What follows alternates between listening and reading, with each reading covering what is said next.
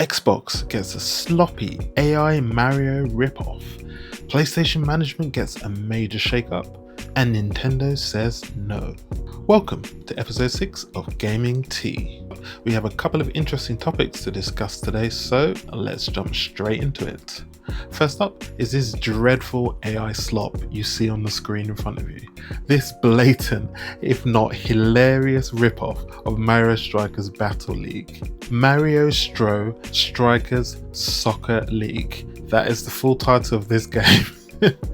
This game has appeared on the Microsoft Store for Xbox and was released on the 10th of January by Light Games with an extra S on the end for some bizarre reason. And not content with a name that is such a blatant knockoff, this sloppy AI generated key art is so bad you cannot help but laugh. I mean, why is there a gigantic tablet in the middle of the football pitch? And why are there multiple footballs? And these two random dudes with video game controllers?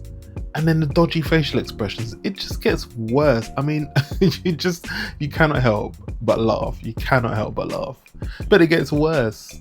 On the Xbox storefront, this is the official description and it reads as follows. Dive into the thrilling world of arcade-style soccer with your game name here. Experience the excitement of 4v4 matches where every player counts. With 10 unique and fun teams to choose from, you will dribble, pass and shoot your way to victory while defending your goal with a skilled goalkeeper. Yep, you read that right. The people that released this dreadful AI slop, they were so lazy they couldn't even be bothered to insert the name of their own game, and they just left the chat GPT generated nonsense description that they had there as is. I mean, I'm just dying at how bad this is. This is a blatant AI cash grab. The game itself looks beyond basic, and the few screenshots we've seen are just pathetic. It's a wonder how this even got past Microsoft, but it's more common than you would think for a lot of these AI slop and knockoffs to appear on the various storefronts of Nintendo, PlayStation and Microsoft and hang around, make a little bit of cash and then finally get pulled down.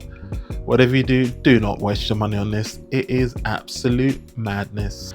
Moving on to PlayStation, which is in a bit of a shambolic state at the moment. I made a video on that quite recently, so go and check that out. But this week it was announced, and forgive me if I'm butchering this man's name, Hideaki Nishino has become the Sony Interactive Entertainment's sole CEO, after previously sharing the role with PlayStation Studios boss Hermen Hulst. Speaking of Hermen Hulst, he will remain the boss of PlayStation Studios, but he will now report to Nishino. Hulst will continue to manage the development, publishing and business operations of Sony Interactive Entertainment's first-party games, though I'm hoping with this shake-up, with him reporting to Nishino, we might actually see a pivot away from this live service slop back to more story-driven single-player games that PlayStation is known for, because I can see Hermen Hulst maybe trying to come up with another Concord and Nishino turns around and says, no, we are not doing that, go back to the drawing board, give me something else. Because personally, I don't think Sony can afford another Concord.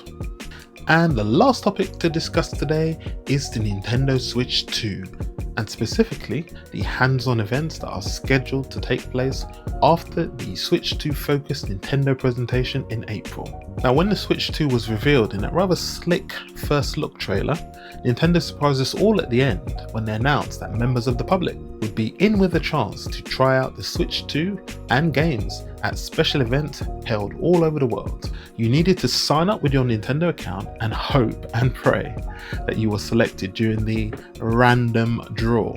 Well, it seems Nintendo has been sending out emails, and based on the social media chatter, it's been a majority of rejection emails, with very few people actually being selected. Even the likes of people like Jeff Keighley were told no. Now, could it be that many more people applied for these events than Nintendo was able to accommodate? And if so, that certainly would confirm the massive hype surrounding the Switch 2. I mean, it is fever pitch. People are hungry for this thing. Or maybe Nintendo just said, nah bruh, nah, none of y'all getting in. I personally signed up with 2 Nintendo accounts, but sadly I was rejected. But did you get invited to one of these Switch 2 events? I would love to know. Anyway, that will do it for today's episode of Gaming Tea. What did you think of the topics we discussed? Can you believe that Xbox allowed a blatant and sloppy AI-generated Mario Strikers ripoff onto their storefront? Are you surprised to see a shake-up with the PlayStation leadership? And were you successful in getting an invite to one of the Nintendo Switch 2 hands-on events? Let me know in the comment section below. Thank you for watching. Please smash that lovely like button, subscribe if you are somebody new, and I will see you lovely people on the next one. Cheers.